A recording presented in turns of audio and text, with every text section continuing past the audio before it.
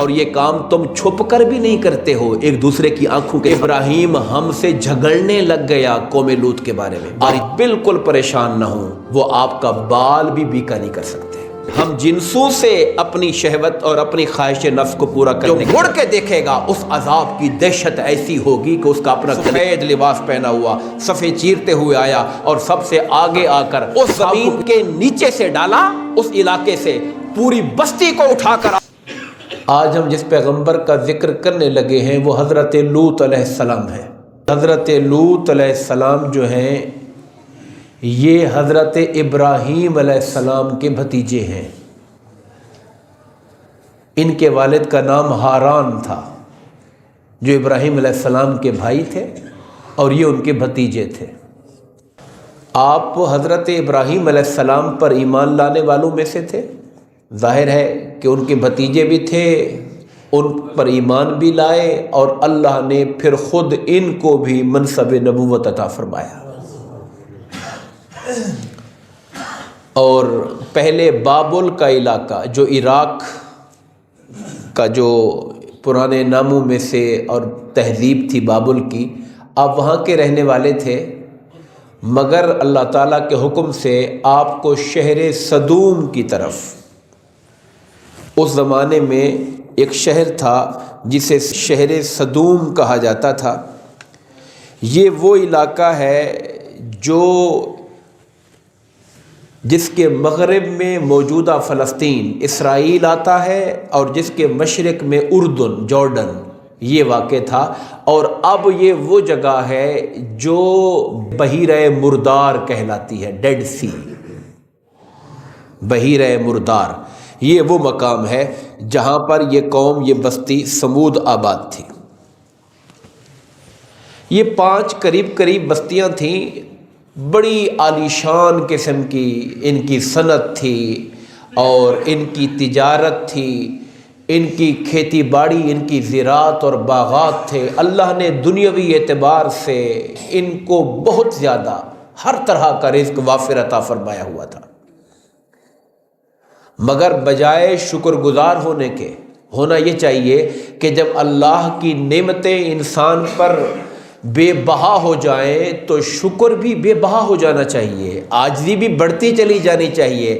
حق تو یہ ہے نعمت کا، جب انسان خوشحال ہوتا ہے، اس نے کاروبار کئی شروع کیے، ہر طرف سے برکتیں، ہر طرف سے مال آ رہا ہے، جائیداد تھی، پیچھے زمینیں تھیں، وہاں سے آپ کا جو ٹھیکہ آ رہا ہے، آپ کی دکانیں تھیں، آپ کے مکانات تھے، کوئی کرائے آ رہے ہیں، کہیں سے رینٹ آ رہا ہے، یعنی انسان کے پاس مال و دولت، فیکٹری لگائی ہے، ایک اور لگائی ہے، کام بڑھتا چلا جا رہا ہے۔ جب کام بڑھتا چلا جائے تو حق یہ ہے مرد مومن کا کہ اس کا شکر بھی بڑھتا چلا جائے، اس کی عاجزی بھی بڑھتی چلی جائے، نہ کہ مال اس میں کبر پیدا کر دے۔ معاشرے میں عام طور پہ ہم دیکھتے یہ ہیں کہ جب تک انسان کمزور ہوتا ہے، پریشان حال ہوتا ہے، اس وقت وہ ہر ایک سے سلام دعا کر رہا ہوتا ہے، دکان کھولی اس سے بھی واقفیت کہ ذرا میرا دائرہ تعارف کا بڑھ جائے، جب کام چل گیا تو پھر آنکھیں ماتھے پہ رکھ لیتے ہیں۔ معاشرے کا چلن ہمارا یہ ہے، جب وہ اللہ نے نعمت دی اور آنکھیں اللہ کی مخلوق سے اس نے ماتھے پہ رکھ لی تو پھر اللہ کی ناشکری ہو گئی۔ اللہ کے شکر کا مطلب یہ نہیں ہے کہ صرف زبان سے شکر شکر شکر کی تسبیح پڑھنے، شکر الحمدللہ الحمدللہ 33 بار پڑھ لیا تو شکر ہو گیا، یہ تو ایک زبانی شکر ہے۔ عملی شکر یہ ہے کہ اللہ نے جو نعمت دی اور جو بندے اس نعمت کا ذریعہ اور سورس ہیں، آپ کے کسٹمر ہیں، ان کے ساتھ آپ کا تعلق عاجزی کا، محبت کا بڑھتا چلا جائے، آپ ان کے زیادہ خیر خواہ ہوتے چلے جائیں، آپ کام میں زیادہ دیانتدار ہوتے چلے جائیں، یہ ہے اصل تقاضا اللہ تعالیٰ کا شکر ادا کرنے کا۔ قوم سدوم اور اس کے آس پاس کے علاقے، کوئی مورخین کہتے ہیں کہ 1 لاکھ سے اوپر ان کی آبادیاں تھیں، بے تحاشا رزق تھا، مگر شکر کی راہ سے ہٹ گئے، نا شکری کی راہ پر چل پڑے، نا فرمانی کی راہ پر چل پڑے۔ اور جب کوئی باہر سے لوگ آتے، مہمان ہوتے، کوئی مسافر ہوتے، پردیسی ہوتے، ان سے کچھ مانگتے، یا اللہ نے آپ کو بڑا دیا ہے ہمارے ساتھ تعاون کریں، تو ان کو آگ لگ جاتی کہ یار یہ بھوک منگے پتہ نہیں کدھر سے آ جاتے ہیں، انہیں آگ لگ جاتی۔ وہ کہتے بس ان کا یہاں نہیں آنا چاہیے، ان کو یہاں پر، یہ ہمارے پاس پہنچ جاتے ہیں، کوئی کہتا ہے میری امداد کر دو، کوئی کہتا ہے میرا یہ مسئلہ ہے، کوئی کہتا اب جو مالدار ہوتا ہے محلے میں، کوئی آدمی جس کو اللہ پاک نے مال و دولت دی ہے، تو محلے میں کوئی مشکل میں پڑے گا تو اس کی نگاہیں اسی کی طرف ہی جائیں گی نا، کہ چلے یار اس کے پاس جاتے ہیں شاید تھوڑی امداد کر دے ہماری۔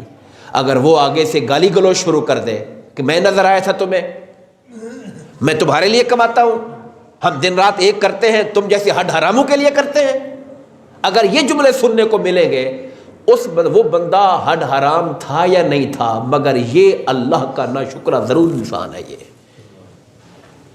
تو قوم صدوم نے وہ حد سے اس طرح آگے بڑھ گئی تھی، انہوں نے تدبیریں سوچیں، وہ لوگوں کو تنگ بھی کرتے، گالی گلوچ بھی کرتے، کسی کو تھپڑ مار دیا، کسی کے پاس جو کچھ ہے وہ بھی اس سے چھین لیا، مگر لوگ آتے تھے مجبور ہو کر۔ انہوں نے سوچا اس سے کیا طریقہ اپنایا جائے ان سے بچنے کا کہ یہ ہمارے علاقوں میں نہ آئے۔ تو بدبخت اور لعین شیطان ان کے پاس آیا اور کہا میں تمہیں ایک طریقہ بتاتا ہوں۔ اب شیطان نے جو طریقہ بتانا تھا، ظاہر ہے وہ شیطنت اور انتہا درجے کا بدترین طریقہ اس نے بتایا ان کو۔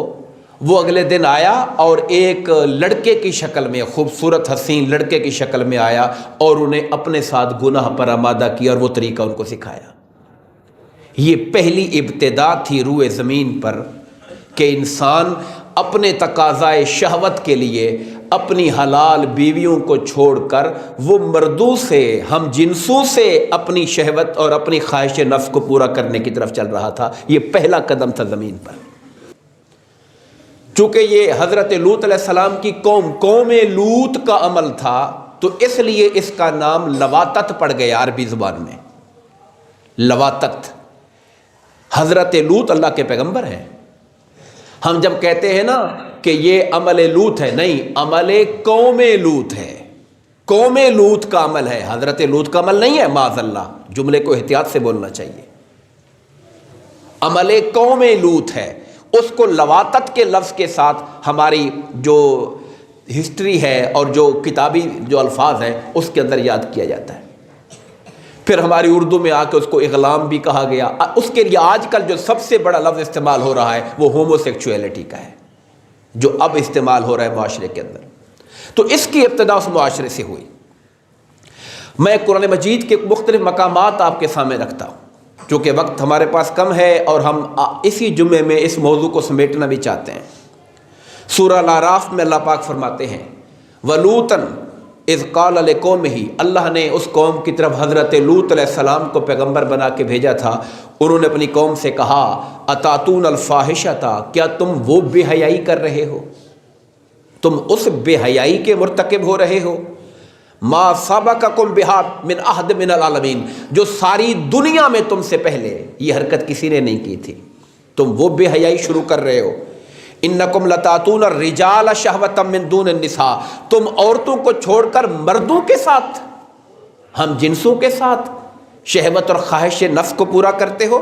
بل انتم قوم مسرفون، تم اللہ کی نافرمانی میں حد سے آگے بڑھے ہوئے لوگ ہو، تم حد سے بڑھ چکے ہو اللہ کی نافرمانی میں۔ یہی بات اللہ پاک نے کئی اور مقامات پر کہی۔ سورہ الانبیاء میں فرمایا اتاتون الذکران من العالمین، تم دنیا میں مردوں کے پاس آتے ہو شہوت کے لیے، وَتَذَرُونَ مَا خَلَقَ لَكُمْ رَبُّكُم مِّنْ أَزْوَاجِكُمْ، اللہ نے جو تمہاری بیویاں تمہارے لیے بنائی ہیں تم ان کو چھوڑ دیتے ہو۔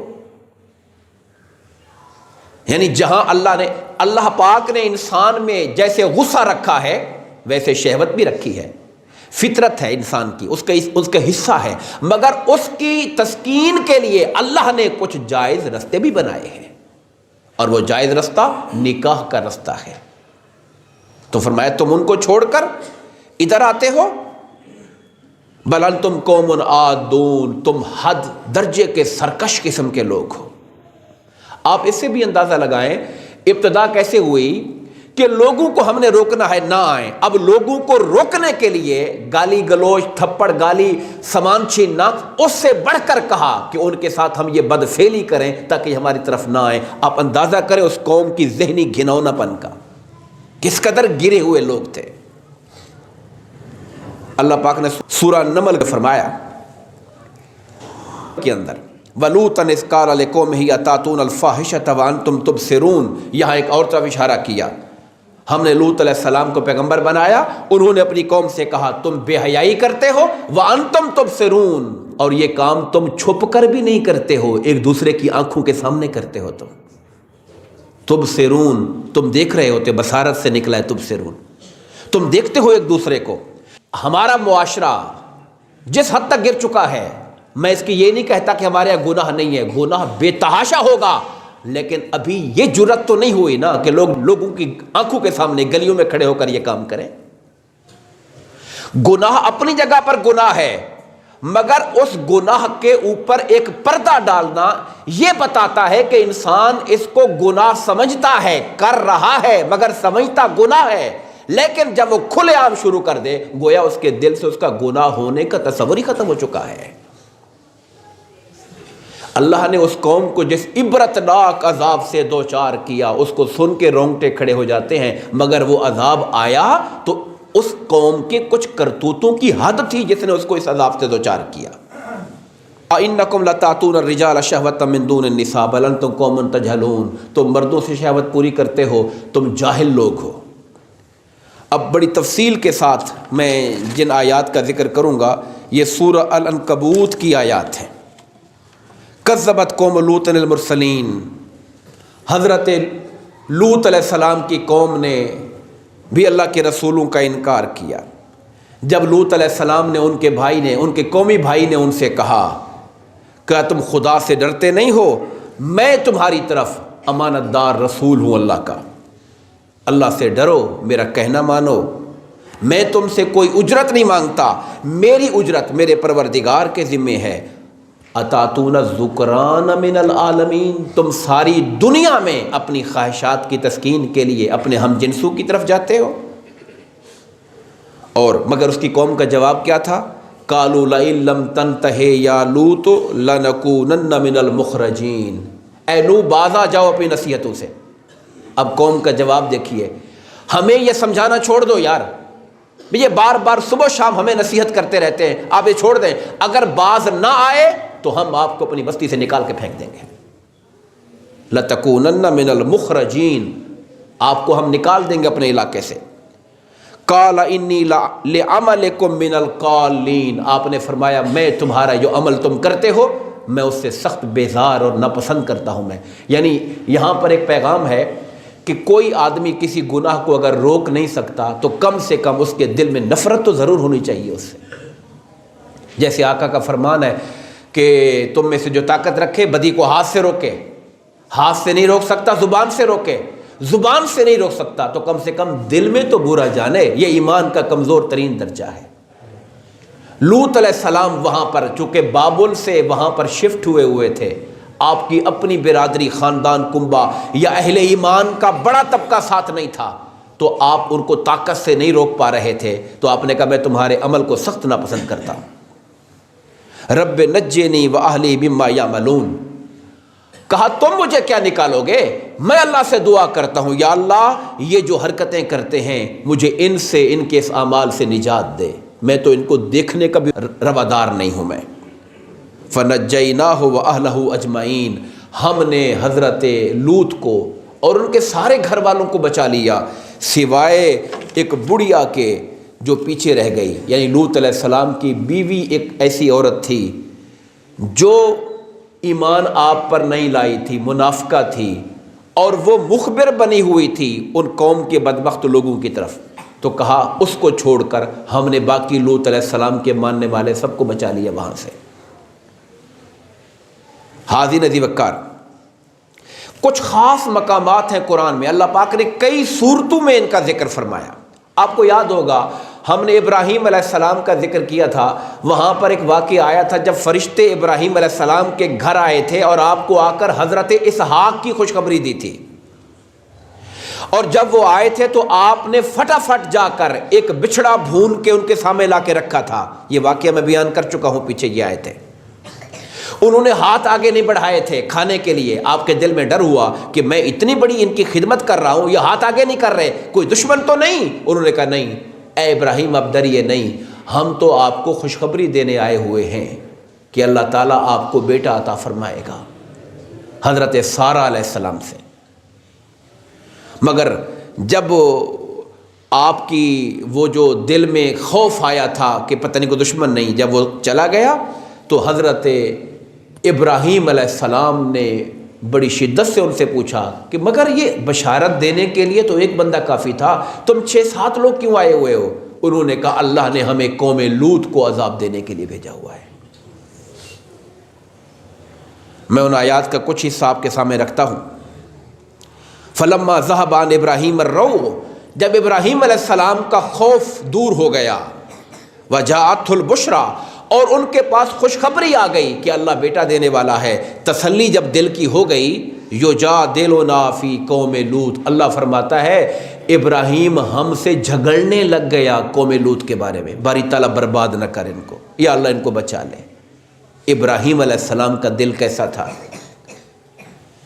کہ آپ یجادلنا، ایک ہے دعا کرنا خالی، ایک ہے دعا میں زور لگانا. باری تعالیٰ میرا لوط بھی وہاں گیا ہوا ہے، میرا بھتیجا وہاں گیا ہوا ہے، وہ ان پہ توجہ کر رہا ہے، کوشش کر رہا ہے، اے پروردگار رحم کر دے ان پر.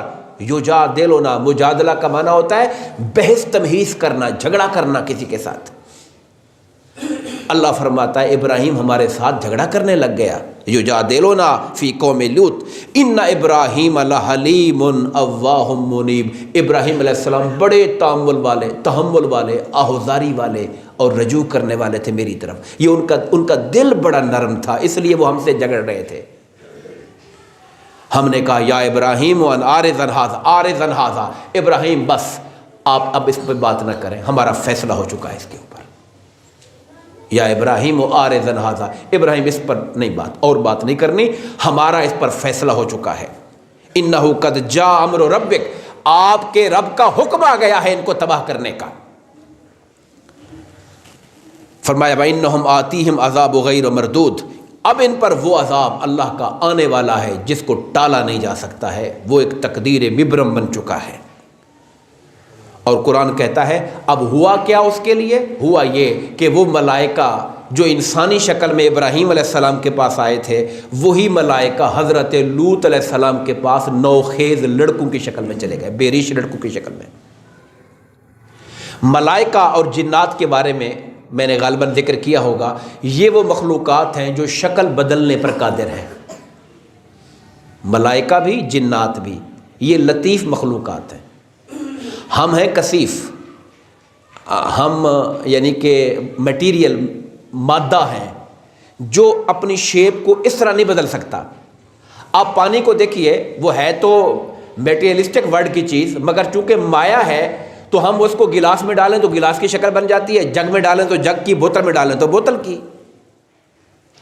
اسی طرح سے جنات اور ملائکہ، ان کو بھی خدا نے اس طرح کی مخلوق بنایا ہوا ہے کہ یہ جس شکل میں چاہیں ڈھل جاتے ہیں.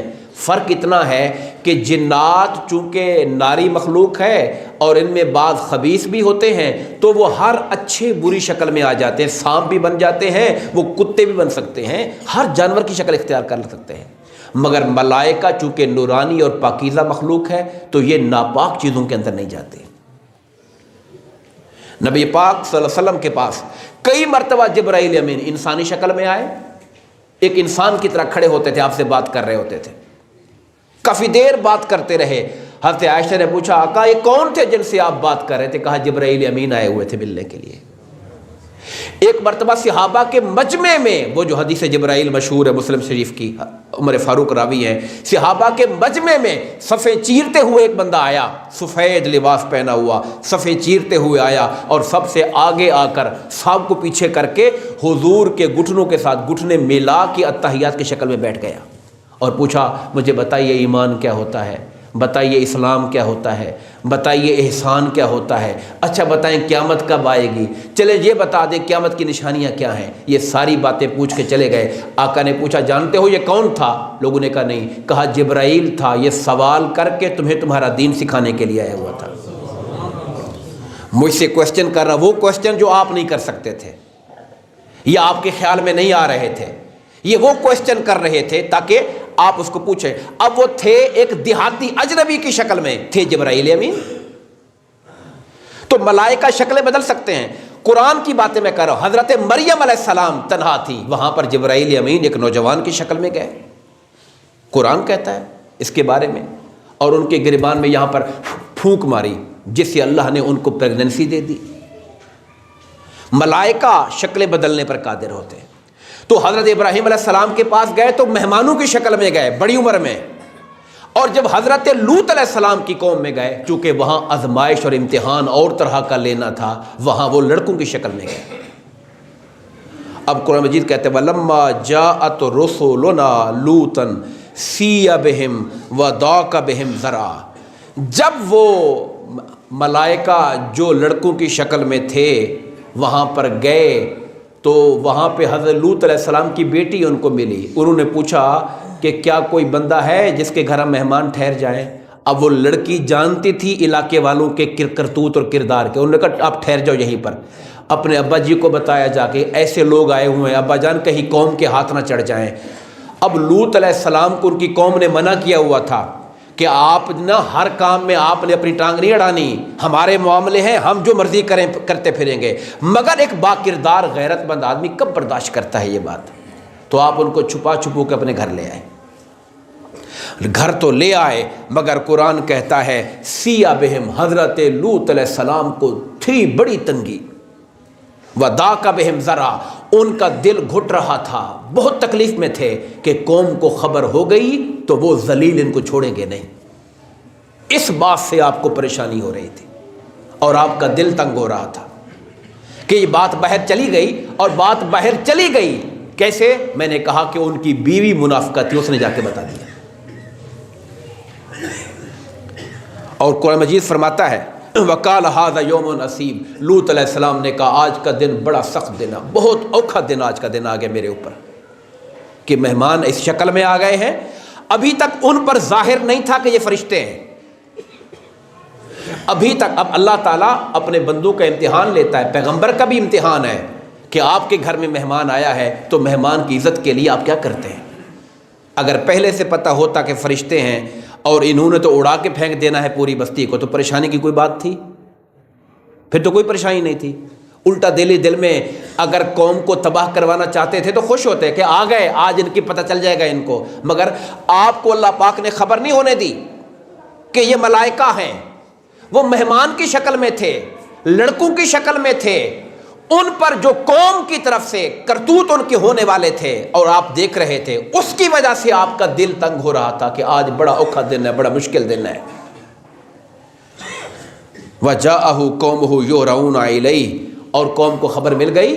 قرآن کہتا ہے بدمست اور دیوانے ہو کر ان کی قوم آ گئی، یعنی بے حیائی کی بھی حد ہے کہ خبر ملی کہ وہاں پر اس طرح لڑکے آئے ہوئے ہیں تو ان سے گناہ اور بدفعلی کرنے کے لیے دن دہاڑے اکڑتے ہوئے بدمست ہو کر دیوانے ہو کر قرآن کہتا ہے دوڑے دوڑے آ گئے لوط علیہ السلام کے گھر۔ آپ نے اپنے دروازے بند کیے گھر کے، اپنے گھر کے دروازوں کو اندر سے لاک کیا، ان کو بند کیا، اور آپ ان سے بات کر رہے تھے اور آپ نے ان سے کہا بدبختو، اللہ نے قوم کے اندر بیٹیاں پیدا کی ہیں، ان سے نکاح کر کے تم اپنی خواہش نفس کو ان سے پورا کرو۔ ہن اطہر لکم، وہ تمہارے لیے پاکیزہ ہیں۔ جب رشتہ نکاح سے تم تعلق قائم کرو گے تو وہ رشتہ پاکیزہ رشتہ ہوگا۔ تعلق ایک ہی ہے لیکن وہ غیر نکاح میں ہوگا تو زنا بدکاری ہوگی، وہ نکاح کے ساتھ ہوگا تو وہ رشتہ پاکیزہ رشتہ ہوگا، وہ سنت انبیاء کہلائے گا۔ وہ ایک ہی کام ہے، اس کے کرنے کا طریقہ اسے غلط کر دیتا ہے، اچھا یا برا کر دیتا ہے۔ فاتقوا اللہ ولا تخزونی فی ضیفی، اللہ سے ڈرو اور میرے مہمانوں میں مجھے ذلیل نہ کرو، شرمندہ نہ کرو تم۔ مہمان کے لیے غیرت کھانا یہ بھی ایک مومن بندے کی نشانی ہوتی ہے کہ میرے باہر جب تک تھا بندہ کہتا ہے نا یار میرے گھر بیٹھا ہے، ابھی آپ نے بات نہیں کرنی، آپ نے جو حساب کرنا ہے باہر جا کے کر لینا۔ یعنی انسان آج بھی جن میں تھوڑی سمجھ بوجھ ہے وہ آج بھی اپنے گھر میں اپنے مہمان کے ساتھ غیر کو نہیں لڑنے دیتے۔ تو آپ کے گھر میں وہ تھے تو آپ نے کہا خدا کا خوف کرو، مجھے میرے مہمانوں میں ذلیل نہ کرو۔ الیس منکم رجل رشید، تم میں کوئی ایک بھی کوئی ہدایت والا بندہ نہیں ہے جس کو اتنی شرم آئے کہ میرے گھر آئے مہمانوں کو میرے ہاتھوں سے چھین کر بے حیائی کا شکار نہ کریں۔ قالوا لقد علمت ما لنا فی بناتک من حق، کہنے لگے اے لوط تجھے پتہ ہے کہ ہمیں لڑکیوں سے کوئی رغبت نہیں ہے۔ وَإِنَّكَ لَتَعْلَمُ مَا نُرِيدُ، تم جانتے ہو ہم کیا چاہتے ہیں۔ اب اتنا بڑی بے حیائی، آپ کو پتہ ہے ہماری خواہش کیا ہے، ہمیں لڑکیوں سے غرض نہیں ہے۔ اب یہ جملہ اگلا سنیے، کالا لوط علیہ السلام نے کہا لو ان لی بکم قوہ، اے کاش اگر آج میرے پاس طاقت ہوتی، کوئی اقتدار ہوتا، کوئی فوج ہوتی، کوئی بڑی برادری ہوتی، او آوی الی رکن شدید، میں کسی بڑے تگڑے کسی سہارے کی پناہ لے لیتا۔ اگر کوئی میرے پاس دنیاوی اعتبار سے طاقت ہوتی تو میں تمہارا مقابلہ کرتا اور تمہیں کبھی مہمانوں کے قریب نہ آنے دیتا۔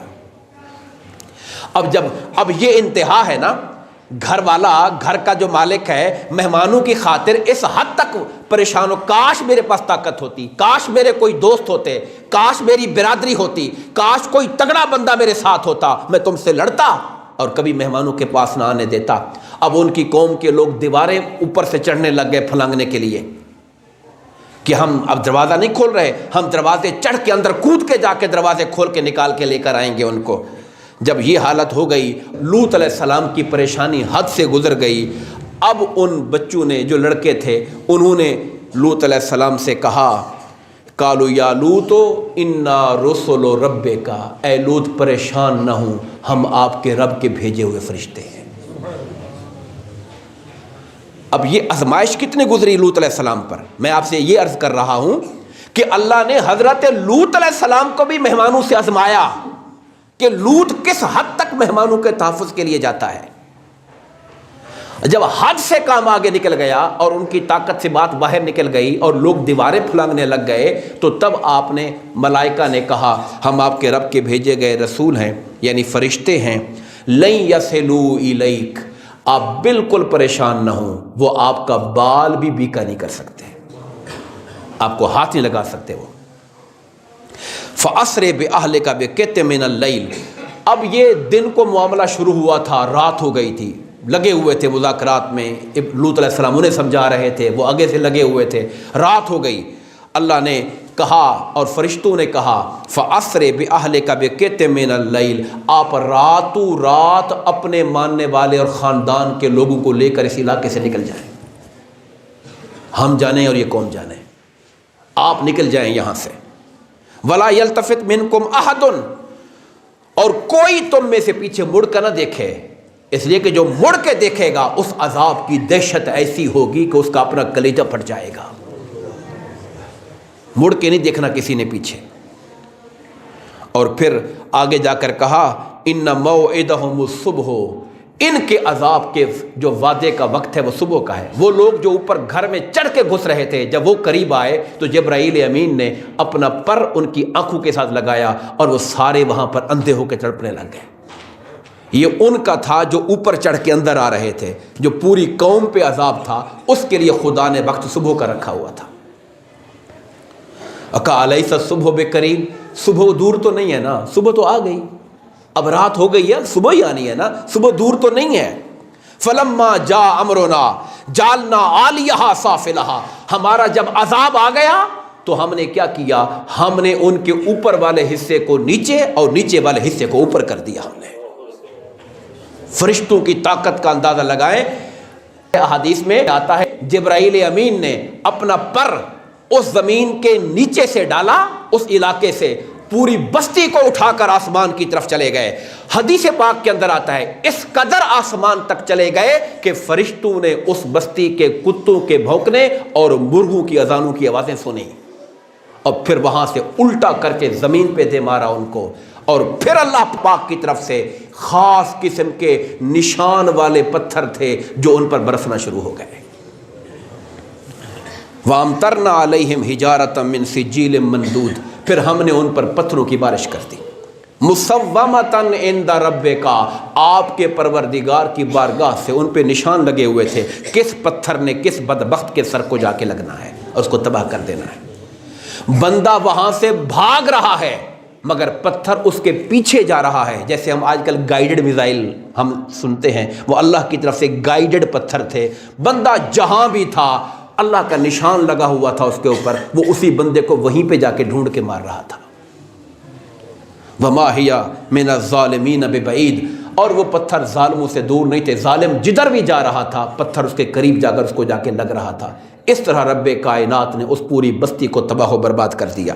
اور آج وہ جگہ ہے، میں اس کو دیکھ رہا تھا کہ وہ اس جگہ سے بستی کو جب مٹی کو اٹھایا گیا تو وہاں ایک جھیل بن گئی جس کو ہم ڈیڈ سی کہہ رہے ہیں، بحر مردار کہہ رہے ہیں۔